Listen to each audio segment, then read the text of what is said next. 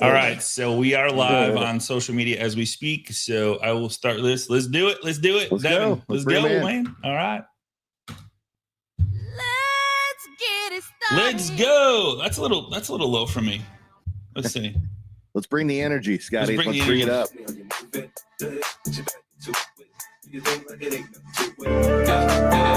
Woo! Let's go. You up in this, Mr. Jerry Holcomb? I see you. All right. On my Fridays when it's whiskey, I go back to Cincy. I don't know which one that is. There it is. All right. I'm like, which button was that? There are too many buttons here. Make it stop. Welcome everybody to the MLL live show. Super excited to be here. I have a master of YouTube, but more importantly, an awesome, cool dude in Denver, Colorado, real estate agent who's cracked the YouTube code. And I got a lot of questions for you, man. So super excited to be here with you and Mitch Friedman, dear friend of mine, business partner. Him and I have been working together. So they set this up. So I sincerely appreciate it. Sam, why don't you go ahead and introduce yourself, please, and let us know a little bit about you and how long you've been in the business. Absolutely. Yeah. Thanks for having me. This is awesome. So I have been in real estate for about 5 years. And so started in 2020 during COVID, like a lot of folks, I think it seemed like there were a lot of folks starting then, and had a career change and, just got into it. And so, I've been doing it for a while. It's been a slow, steady build, but YouTube has kind of been my main thing, my 1 6-foot well, like I call it. And I don't know if I'd still be in the business, honestly, if it weren't for that. It's just allowed me to build a business the way I want to work with clients that are like-minded to me, which I think is important. It doesn't always hit that way, but most of the time. And just sort of market without selling, if that makes sense. And that's a place I feel very comfortable, and it's worked out so far. So we'll see. Man, I mean, you're doing. Yeah, I like when I saw your numbers and I looked up all your videos and what you're doing. So guys, if you have any questions for Sam, please throw them in the chat. I'll make sure that we get them answered as we go along here. But Sam, my first question. You picked YouTube, not Instagram, not Facebook, not LinkedIn. Like, why YouTube, and what drove you that way? Yeah. Okay. So when I got into real estate, I had no idea what I was doing. Like most people, you pass the test. It might be the same for loan officers. It's a lot of the test is a lot of stuff designed to keep you out of jail. And then actually doing the job is, I don't know, you gotta learn on the fly. So the brokerage I was at had a great training program, and we would go do kind of a different thing every week. And so we'd focus on door knocking, then we'd focus on open houses, then we'd focus on YouTube, and we'd kind of focus on it pretty intensely for a week and then just move on. And I remember we did YouTube. I have a background in video, so it's cheating a little bit, but and I'll explain this later. I guess that helps in some ways, but honestly, in some ways, it's better if you don't, because of how easy and accessible things are right now, and because of not having to break bad habits that you can make, I think. But anyway, we focused 1 week on YouTube, and I really was just enamored with it. And I remember after that, we moved on to, okay, now let's talk about cold calling or whatever it was. And I was like, no, wait a minute. What about that thing? And they're like, yeah. Like, if you want to do that. And so anyway, kind of the starting point was, like I said, I think off air, everything I'm doing, I just took from somebody else. Everything is just something borrowed from somebody else who'd already done this successfully before me, and kind of tweaked and made my way. So there is a book by a woman named Karen Carr called YouTube for Real Estate Agents. I think it costs $1 if you want to get the Kindle book on Amazon, or at least it did at the time. Real short book. And she tells her story and lays out this is the sort of the bedrock for her starting a YouTube channel. There's a lot of people who claim to have started it. She was one of the first for real estate agents anyway. And I just followed that, and it gave me an idea of, okay, number one, a roadmap, like, hey, I'm not just guessing. This does actually work. Whether it'll work for me or not, I don't know. I'll have to see, but this works for somebody else. And then number two, kind of, okay, this is a roadmap for how to do this, because there are a lot of pitfalls and time wasters along the time, many of which I did anyway. And so basically I just started that and said, I'm going to do this for a year and see what happens. And it was 6 months of consistent videos once per week, I think, before anyone watched or cared. And then it was probably a full year before I started getting leads that were actually converting. So it was a long drawn out process to get here now, but now it is the it's the bedrock for my business. It's the majority of my leads and my clients come from YouTube. I co-run a team of 12 agents here in the Denver metro, just largely based on the momentum started by that channel. Wow. And I don't know if you guys heard that or not. 6 months before even anybody watched the video, 1 year before he got. So how many people have tried it for a month, 2 months, 3 months? That didn't work. And they were literally 6, 7, 8 months away from being done, like, as I should say, is like, okay, I'm generating my own leads, right? Yeah, and I should say too, a lot of the videos I made at the beginning were very, very bad. So there was no reason for anybody to watch them either. So it's probably as much me as it is the process, but trying to refine that. And Devin, thanks for putting that. So his link to follow him on YouTube is in the chat there. So we'll make sure we'll keep posting that. And I'm also running it live on. So do's and don'ts. Throw the book in there too, Scotty. Oh, so cool, the one cool. he was referring to, the real estate agents. Thank you so much. All right. So Kobe's asking right off the bat. So 18-month runway to get YouTube going. How long have you been in the business, and what kept you from doing that short term? Which is the reason that people watch YouTube videos. That is converting. So I think it's so like, how do you say you have a career in video background, but what helped you overcome the fear of doing video? Because so many, I mean, I've been teaching it for 10 years. Mm-hmm. So many people, they turn on that they see that red light, man. They're like, I can't do it. Oh, I'm 38 now, and I've been doing video on camera in one way or another since I was 18. Wow. And still, when I turn it on, when I look at myself, sometimes it's like, oh God, that's how I sound. Really? Okay. I guess that's what we're doing. So I think it's nearly universal. The nice part is with YouTube, this is what I love. One of the many things I love about YouTube versus, we kind of lump it in with social media. It's not though. It's kind of its own thing, but digital media, same thing. Yeah. But YouTube compared to Instagram or Facebook, when you start, nobody's watching. Like I said, like 6 months, nobody was watching. Mm-hmm. So I was able to get a lot of reps there where no one was watching. I mean, the pressure was very, very low. And by getting those reps, that's the only way you get better. And so doing that allowed me to I guess I shared it with my network, but nobody really, Facebook and Instagram, that's your family and friends on there all the time. YouTube is its own little ecosystem. And we can talk about whether you should be trying to get your people on there or not. And honestly, the answer for the most part is not. So it's lower pressure in that you're just sort of building your own audience, and it's self-selecting. So the people who like what you're doing will watch, and the people who don't won't. And it just sort of works out that way. So I don't know. I get that I have more experience being on camera than some folks, but there's a whole lot of people who are crushing it and doing better than me who don't have a background in video, who are just real estate or loan officers, honestly, and just decided they want to do this, like providing this either educational, informational, entertaining content in some ways, and like kind of connecting with people that way. Yeah, very entertaining. So do's and don'ts, like knowing what you know now and this many years and building this network on YouTube, what are some do's and don'ts that people should do and shouldn't do? Sure. So I can just tell you from my experience. So none of this is saying, hey, this is a hard and fast rule, but here's what's worked for me and what hasn't. So the broad topics, and this is the stuff I did at the beginning because I didn't know what I was doing, they are very, very challenging to make work on a platform like YouTube because YouTube's a search engine. So when I'm talking about broad topics, I'm talking about, hey, what is title insurance? What is clear to close? What does this mean? These very basic, very dry informational videos about real estate. Number one, because nobody cares. And number two, because if anybody searches for that, well, they're going to find a Rocket Mortgage link or something like that. They're not going to find my video. YouTube is one of the great things about it is the second biggest search engine in the world, owned by the biggest search engine in the world, at least for now, Google. And so one of the powerful parts of it is that if your video speaks to a certain niche, it can show up not just on YouTube, but the first page of Google.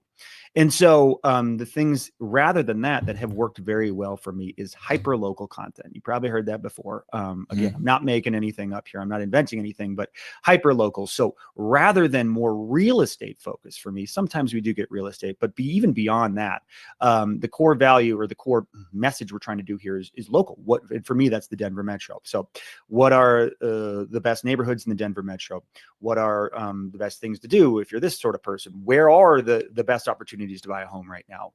Where are, what are some neighborhoods that might not be, that I don't think are a good value right now? Those sorts of things. Restaurants. I do a lot of stuff just based on the city of Denver and the surrounding areas. And that is powerful, especially in the early going of YouTube, because that's what people are searching for. There's a lot of great tools to use. One I use is called Keywords Everywhere. It's a very simple, very low cost tool that you plug into your Chrome browser. And that shows you, when you do a Google search, how many people are searching for it. If you're watching this, you might have that already. I'm sure there's an AI application now. I don't know. But that early on shows you kind of where you should be ranking, or where it makes sense to put your efforts and time in terms of topics, whether people are searching for it or not. And so, like, best places to move to Denver in 2025 would be a great start in my market, because people are searching for that. And again, differing it from social media or something like that, where when you go on there, it's a scroll and you're trying to stop your scroll. Well, in YouTube, it's different. No, people are actually coming here for a reason. People are coming here looking for that. So there's just a stronger connection in the beginning, in that you're not just trying to, hey, stop. No, this is actually what you came here looking for. And if I can deliver on that, then I'm going to give you some value. Love it. Love it. Susan's asking, how do you organize your videos? Do you have a playbook? Like, okay, I'm going to do this week, or is it as the topics change in the news? Or no, saying what you said about like Denver, how do you plan that out, if there's a plan? Great question. So I'll kind of I do it a little loosey-goosey. I should probably be a little more regimented, but I'll have just pillars of content. So mine will be Denver neighborhoods, Denver news. So neighborhood tours. Hey, here are my favorite neighborhoods in 2025. I just did that one, Dubai. Neighborhood tours, things like that. That's one pillar, just neighborhoods in different places of town. Number two is news. What's going on with the city? What's going on with a new development project? I am shocked at the amount of interest in these sorts of things. They seem a little dry as topics. They are some of my best performing videos for whatever reason. And then number three is market updates. So this is just pure, hey, here's what's going on in the market. Here's what I see. Somewhere along the way, I learned that to just give, just a side note on that, just give myself a little bit of latitude to talk to people plainly, rather than just reading off numbers and trying to be, like some economist or something like that. I try to give people a very, very layman's term, because that's how I think of what's going on in the market, and help them put it into context for them. So I'll do a market update about once a month. And then the fourth pillar would just be wild card. What's the best steak in Denver? Love it. What's the burger tour I did, which was a whole lot of fun. Burger tour. All right. Probably took some years off my life and things like that. And then, so you basically pick your buckets, pick your pillars, and then just rotate through them. Yeah. Mitch shared this with me, and he said that, do you work with buyers, work with sellers at all, or are you just 100% content? No. I do. I still work with buyers and sellers. I'm doing less of it than I used to, because it just got to the point where I can't handle everything. So probably now, probably about half the clients are being serviced by somebody here on the team. Okay. And then half of them I'm still directly servicing myself. For the most part, the ones I'm working with are past clients, close friends, something like that. And so that is a place of transition right now, because I'm trying to figure out how to kind of get out of the day-to-day a little bit more, not because I don't like it, just because of a time thing. If I want to keep expanding this,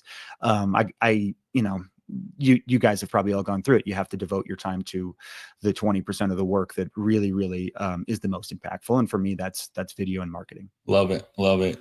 Great question coming in. Do you have a camera person, camera crew? Is it just like, what kind of equipment are you using? Great question. So I do, I should say too, I didn't mention this back there. Another type of videos I do is home tours. I used to do them just when I found a cool home, and I'd ask the agent if I could go through and do it. Now it's for our listings, but for that, I'll use a videographer. I have a videographer in town. You can find one wherever you are, I guarantee you, and just hire them to shoot and edit a home tour for you. It's something I do, and I do it just to market listings. I don't know that they're the best performing videos as far as bringing in new clients. But beyond that, I have a simple studio setup where I shoot 80% of my videos. I do have a camera that I use with that. It's an old, not old, it's a newer DSLR style mirrorless, like a nice camera. But what I find is the quality of that is not much better, if better at all, than just my iPhone. And so that's one of the things, regardless of where you are. If you're in your office shooting video, if you're out, outside in the street, if you're shooting a home tour, if whatever, your smartphone is better than any camera that's ever been invented up until about 2011, and maybe even better than a lot that have been made after that. So I would encourage anybody just to get started with that. It's nice to have a little gimbal, which is a stabilizer. You can buy them for $150 on Amazon. That's if you're walking around. That's the thing you see people holding. It's kind of a souped up selfie stick. And then it's nice to have some sort of external microphone. Same thing here too. You can get them for very low cost, $20, $30 on Amazon. You can spend a little more, spend a few hundred if you want to get a really nice one. But audio is one thing that the phones don't do so well yet. Right. And so that's one thing that's where I'd say, focus your budget if you want to get into this. And Kobe's asking, what's the best performing videos? I think it's consistency, persistency, but I'll let you answer that question. Like you said, like the Denver, and was the burger thing a good, did that bring in some people? Burger thing was awesome. My steak tour, I did a steak tour before the burger tour. That's my best performing video ever. Really? Coming The up steak on tour? 100,000 videos. Yeah, it's crazy. Holy crap. And it cost 100,000 views. It cost me a lot. I'm still well in the hole for that video. But it was fun. Okay, so here's the thing. And I'll answer the question because there's a simple answer to what's the best performing videos. But one of the reasons I think that this has worked for me, and I've been able to have longevity and stamina in it more than some other people I've seen in the market that have peaked and kind of come down, is that I do stuff. Okay, I look at the numbers. I try to analyze. I try to be precise and smart about what I'm doing, right? I don't want to do something that'll get no views, but I also do videos that I enjoy. And that's something that keeps me going. And also, I think in a weird way, connects me with the type of people I'm trying to connect with when they do reach out. Because, they're seeing my authentic self. And that is, I don't know, there's an intangible there that seems to work. But to answer the question, the best performing videos always are anything negative. Anything negative so sad about the city of Denver. Hey, population growth is going down. Great. Lots of views, lots of comments. Hey, this is a neighborhood you shouldn't live in. And those are tricky things to navigate, but lots of views, lots of comments. And I think that, so that's just the reality, whether you should do that or not. Maybe I think some of that is good because negative is also real in some ways. I've seen some agents on YouTube lean into it too much because they're getting the views and they're getting the engagement. And so then the question becomes, what are we doing here? What's the plan? If we're just trying to get views and what some people call vanity metrics, well, great. Well, we can crack the code and get there by doing a lot of negativity, some clickbait, things like that. But we're really trying to bring in clients and close deals off this. And so for that, there's another way to think about it. And to me, it's a balance. And so some of my worst performing videos in terms of actual numbers are some of my best performing videos as far as bringing in clients and closing deals.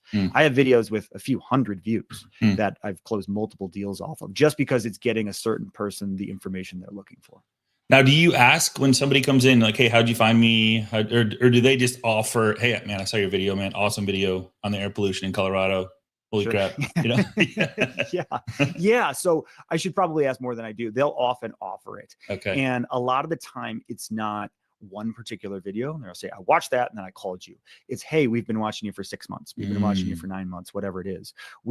People, it's sort of a feeling out period. So it's sort of, hey, I watched a video. Okay, that was okay. And then they get to know you a little bit more by watching multiple videos. That seems to be what happens, which is great because by the time they call me, they're not interviewing me for the most part. They already know me. They already know whether they want to work with me or not. If not, they just typically don't call me.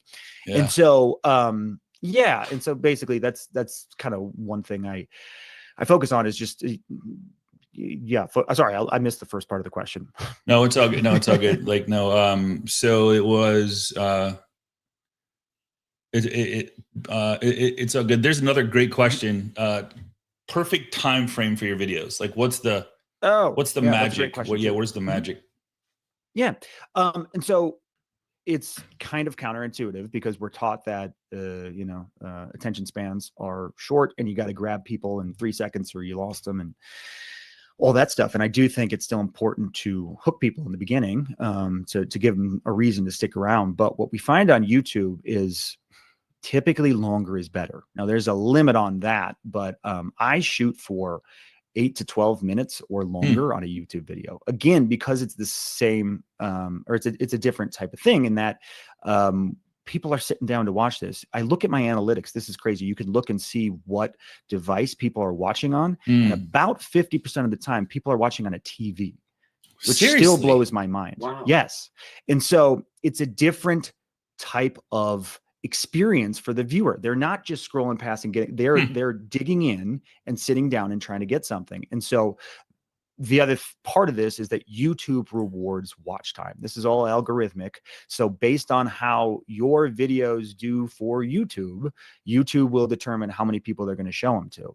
And so one big metric on that is watch time. How long are people watching this? And the longer the video is, so long as your content is good, the longer the watch time is going to be. And so you don't have to go crazy on it, but to me, it basically, it removes a little pressure, I think, from the whole ordeal. I don't have to just go snappy 90 seconds and get this all done. I can just sit there and talk to somebody. Again, it shouldn't be just rambling, which I do sometimes, but I can just talk to somebody and just have a conversation for 8 minutes, for 10 minutes, for 16 minutes. And yeah, so that seems to be the best. I love it. Love it. Hey, Scotty, I got a quick question. So, Sam, when you hit that 6-month period, then you hit the 1-year period, what would be one thing or even two that you did differently or you would have done differently, and it started making things work at those 2 points? Was there 1 or 2 things that you can think of that helped you?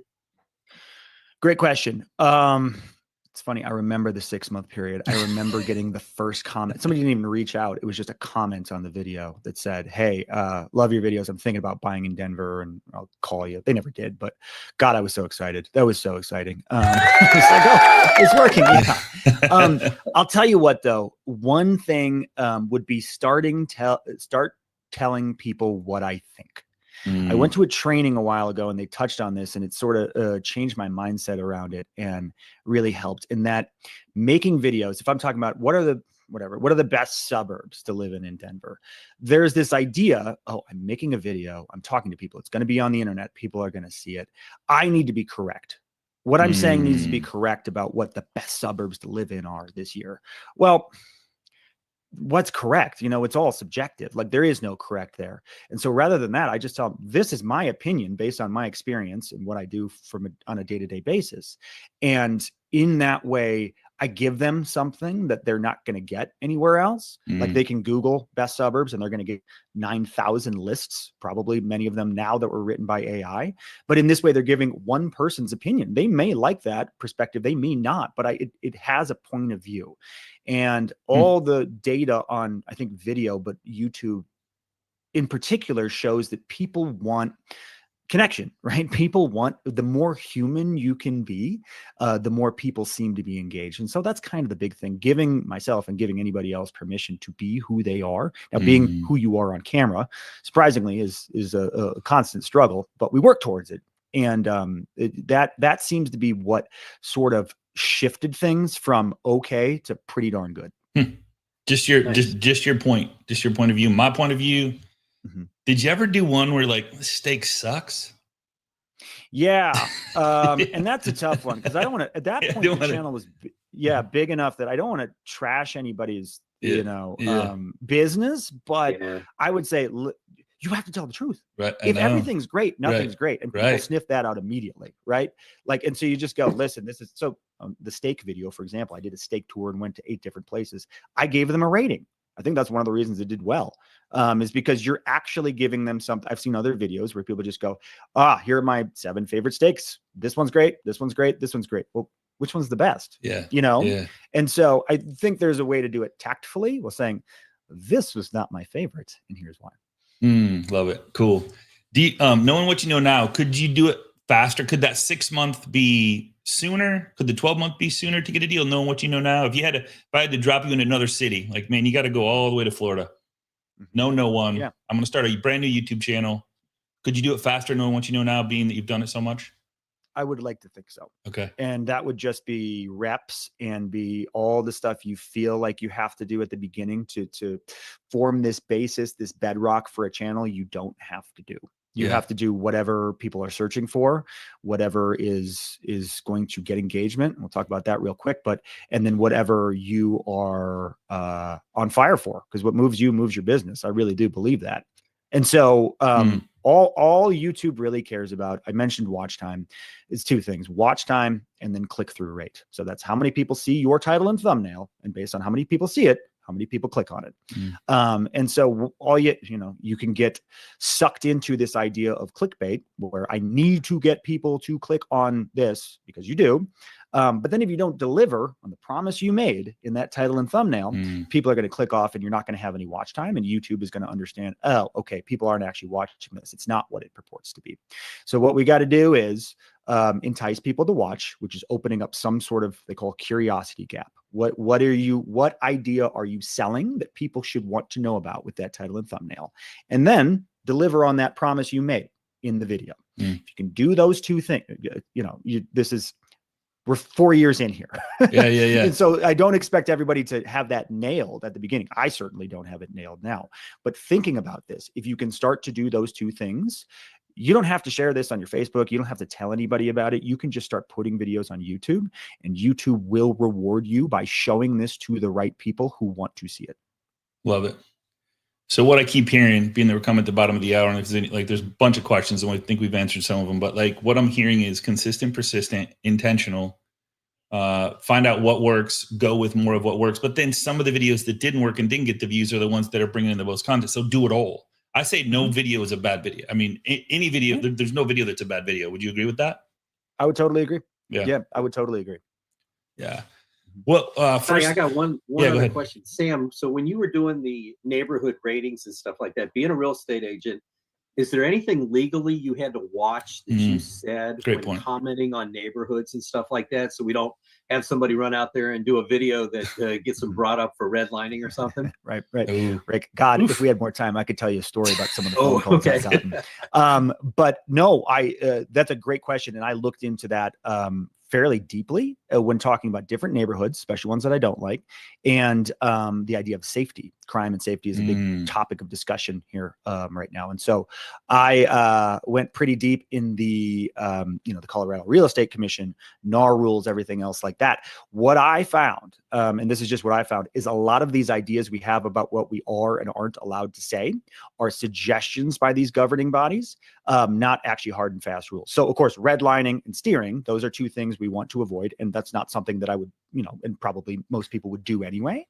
And so I go, okay, those are the things we need to make sure we're not doing. We're not doing that. Can we talk honestly about the pluses and minuses of different places? Yes. And not only can we, the viewers and the potential buyers and sellers out there actually deserve that. So that's the way I look at it, where, hey, I'm not breaking any rules. If you want to get mad about it, you can, but I'm trying to be as honest and as earnest as I can with the people who are out there looking for this information. And that I think means something to me.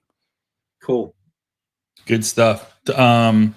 Man, I guess we're there, and I appreciate your time here. Anything you want to leave somebody with that's like on the fence, like sitting on the fence going, man, do I do YouTube? I mean, one last question before I ask that question. Do you repurpose your video? Do you just do YouTube, or do you put out Instagram, Facebook, LinkedIn, anything going there? Yeah, I used to repurpose them more. Now I do separate videos for short form, not nearly as much as I do for YouTube. YouTube is my main thing. Okay, cool. And what would you tell somebody? Someone's asking first 90 days. Like what would you tell someone? Like step 1, step 2, like. Yep. I'd go read that YouTube for Real Estate Agent book. It works for loan officers too. It's a little outdated, but the framework is there to get you going. And then I would just say, I had this conversation with somebody the other day. I'll be quick, but it's, what do you want in this business? And like, if you're planning on doing this for a long time and you want something that's going to make your phone ring and make your email inbox blow up over time because of the content you're putting out there, there's no reason not to do this. Yeah. The only reason is that it's hard and it takes a little while to get going. But if you're planning on doing this on a long-term basis, you just get started. How much time do you time block a day? Good. Yeah. Good question. Good question. I would say I time block. It probably adds up to 4 hours a week. Okay. Great. Okay, cool. Cool. And would you consider it because like getting started is the hardest part? Muscle memory. Like now, are you kind of depressed when you aren't doing something to do with video? Because I know that's how I got. So do you have those feelings like, man, if I'm not out there doing something crazy, you know? And I mean, you did some great stuff. So is that a thing for you once you get used to it? In a way, yeah. I mean, this is my favorite thing. This is kind of my driver of everything. So yeah, I'm trying to find ways to do more of it. Right. Cool. Yeah. Mitch, you have something for us? Just wanted to thank Sam for coming in this morning. Sam's a great guy outside of being a great realtor and a great YouTuber. I've learned a lot from him as well in a short amount of time that we've been checking each other out on there, and appreciate you coming on, and we'll connect later today. My pleasure. Thanks, brother. Yep. I think he said that, Mitch, that he could kick your butt in pickleball, but I don't know if that was just something on the on a side note. I don't know if that was real. I guarantee you that I could not. Hey, my last question. Honesty, Sam. Yeah, honesty. My last question, Sam. Is there any AI stuff for you in the future in regards to video? Because I know that's becoming a thing. Fake people, fake videos. Is that in the works? A great question. I would say there are probably some AI tools that are going to continue to be developed to make our job as video creators easier. As far as AI actually making any content, absolutely not. I've seen some people dabble in it and I've seen the results, and at least where it is right now, it is the antithesis of everything we were talking about, why people are coming here to watch these videos, to get some sort of authentic human connection. It's the opposite of that. And I think it is alarming how quick people have gotten good at sniffing that out. And I think the chatbots and the algorithms and all that, I think they're going to sniff it out too. I mean, they're, they are. So yeah. Awesome. Thank you so much, brother. Appreciate you, man. Congratulations on all your success. Keep it up. I'll be watching. I'm sure you're going to have a lot of other watchers now, followers. And so keep doing. We're just going to swipe and enjoy. Thank you. Come back anytime. Anything you have something new. If you ever want to come back, man, we'd love to have you back. Thank you so much. Awesome. Thank you so much, guys. My pleasure. Thanks, all right, guys. Have a good day. Same time, same place. Wait, it's Thursday. I won't see you guys until Monday. So have an amazing weekend. Take action. Do something to move the needle. Do something to have fun. Be safe. And we'll see you on the web. Take care, everybody. Appreciate you. Little air guitar.